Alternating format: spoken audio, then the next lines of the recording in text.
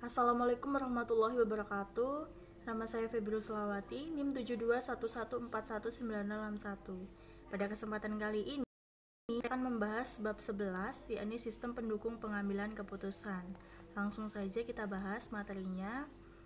Yang pertama, ada pemecahan masalah dan pembuatan keputusan.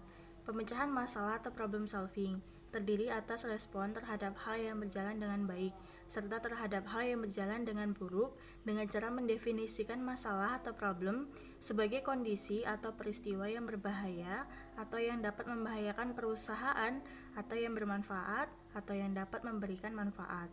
Pembuatan keputusan atau decision making yaitu tindakan memilih di antara berbagai alternatif solusi pemecahan masalah. Keputusan atau decision didefinisikan sebagai tindakan pilihan dan seringkali diperlakukan untuk mengambil banyak keputusan dalam proses pemecahan satu masalah saja. Fase pemecahan masalah menurut Simon Orang yang memecahkan masalah terlibat dalam aktivitas intelijen, yakni mencari di sekitar lingkungan kondisi yang harus dipecahkan. Yang kedua ada aktivitas perancangan, yakni menemukan, mengembangkan, dan menganalisis tindakan-tindakan yang mungkin dilakukan.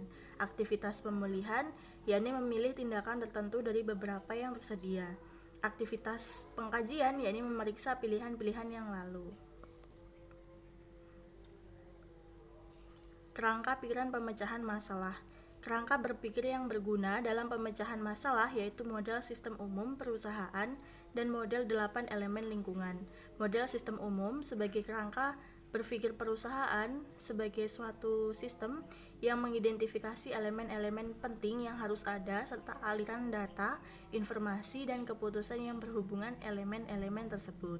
Model lingkungan untuk memahami lingkungan perusahaan dan interaksi antara perusahaan dan masing-masing elemen dalam bentuk aliran sumber daya.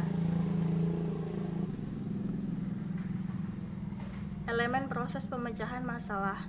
Kebanyakan masalah yang dipecahkan manajer dapat dianggap sebagai permasalahan sistem.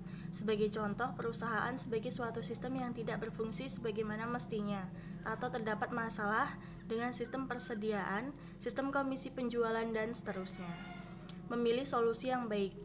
Harry Mitchberg, seorang ahli teori manajemen, telah mengidentifikasikan 3 pendekatan. Yang pertama ada analisis, yakni evaluasi pilihan-pilihan secara sistematis dengan mempertimbangkan konsekuensi pilihan-pilihan tersebut pada tujuan organisasi. Yang kedua ada penilaian. Penilaian yaitu proses pemikiran yang dilakukan oleh seorang manajer. Dan yang terakhir ada penawaran, yakni negosiasi antara beberapa manajer. Selanjutnya ada struktur permasalahan.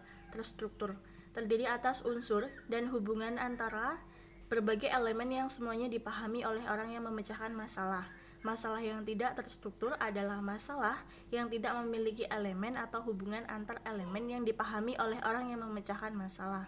Masalah semi-struktur adalah masalah yang terdiri atas beberapa elemen atau beberapa hubungan yang dipahami oleh si pemecah-pemecah dan beberapa yang tidak dapat dipahami. Jenis keputusan. Putusan terprogram, bersifat relatif dan rutin dalam hal prosedur tertentu digunakan untuk menanganinya sehingga keputusan tersebut tidak perlu dianggap de novo atau baru setiap kali terjadi. Keputusan yang tidak terprogram, bersifat baru, tidak terstruktur, dan penuh konsekuensi. Simulasi. Tindakan menggunakan model disebut dengan simulasi atau simulation.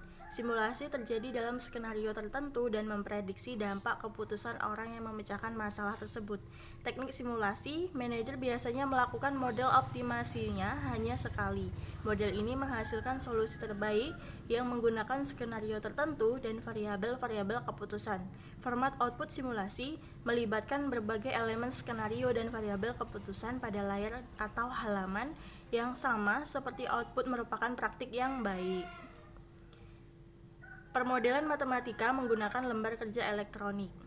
Kapabilitas permodelan statis, basis, dan kolom ari lembar kerja elektronik membuatnya ideal untuk digunakan dalam model statis. Kapabilitas permodelan dinamis, lembar kerja sangat sesuai untuk digunakan sebagai model dinamis. Kolom-kolom tersedia amat sesuai untuk periode waktu.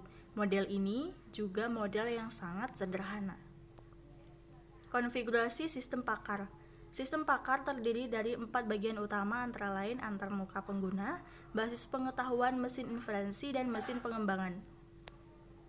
Konsep GDSS adalah sistem berbasis komputer yang membantu sekelompok orang melakukan tugas atau mencapai tujuan yang sama dan memberikan antarmuka untuk digunakan bersama. Istilah lain juga digunakan untuk menggambarkan aplikasi teknologi informasi ke dalam situasi kelompok. Istilah lain antara lain sistem pendukung kelompok, kerjasama berbantuan komputer, dukungan kerja kolaboratif terkomputerisasi, dan sistem penemuan elektronik. Peranti lunak yang digunakan dalam situasi ini diberi nama groupware. Letak lingkungan GDSS. GDSS membantu memecahkan masalah dengan cara menyediakan lokasi yang kondusif untuk komunikasi. Jika anggota bertemu pada saat yang bersamaan, maka lokasi ini disebut pertukaran sinkron. Salah satu contoh adalah pertemuan komite. Jika para anggota bertemu pada waktu yang berbeda, maka lokasi ini disebut pertukaran asinkron. Adalah salah satunya contohnya saling berbalas komunikasi melalui email. Meletakkan DSS pada tempatnya. Meletakkan DSS pada tempatnya telah dilihat bagaimana cakupan dukungan keputusan yang diberikan oleh DSS telah meluas dibandingkan ketika Gorey dan Scott Morton pertama kali mengutarakan ide untuk mengatasi masalah semi struktur. Perluasan cakupan ini merupakan saksi keberhasilan DSS. Konsep ini telah bekerja dengan amat baik sehingga para pengembang harus memikirkan fitur-fitur baru untuk ditambahkan. Baik, sekian yang dapat saya sampaikan. Lebih dan kurangnya mohon dimaafkan. Saya akhiri. Wassalamualaikum warahmatullahi wabarakatuh.